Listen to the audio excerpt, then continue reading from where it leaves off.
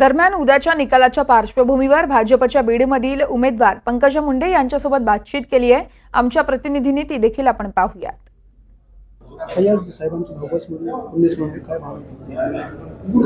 आज मुंडे साहेबांचा पुण्यस्मरण आहे। भावना काय असतात एका लेकीच्या, एका परिवाराच्या ज्यांनी एवढा मोठा आधार गमावलाय।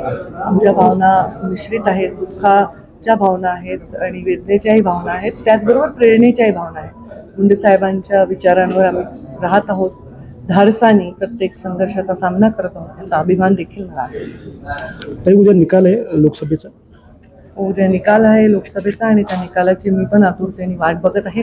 फार लंबी चौडी निवडणूक झाली, 70 दिवसाचा काळ प्रचाराचा झाला आणि खूप लांबलचक झाली, पुन्हा एवढा मोठा काळ वेटिंगचा झाला निकालाचा। आता उद्यावर तो आलेला आहे। या होत्या भाजपच्या नेत्या पंकजा मुंडे।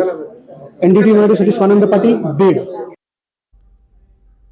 तर आपण पाहतोय पंकजा मुंडे या ठिकाणी भजनामध्ये तल्लीन झाल्याचे पाहायला मिळाले आहेत। पंकजा मुंडे बीडच्या उमेदवार आहेत महायुतीच्या आणि त्यांनी यावेळेस ग्रामस्थांसोबत खाली बसून भजन देखील केलं आहे। मतदारांची त्यामुळे उत्सुकता शिगेला पोहोचली असली तरी उमेदवारांची मात्र धाकधूक वाढल्याचं चित्र पाहायला मिळतंय। कोणी होम हवन करतंय, कोणी देवी दर्शनाच्या साठी जात आहे राज्यात, तर काही ठिकाणी आपल्याला बॅनरबाजी देखील पाहायला मिळते। खरं तर कार्यकर्त्यांकडून बॅनरबाजी केली जाते, मात्र उमेदवारांमध्ये धाकधूक आहे। सध्या ही दृश्य बीडमधली आपण पाहतोय। पंकजा मुंडे या भजनामध्ये तल्लीन झाल्या होत्या।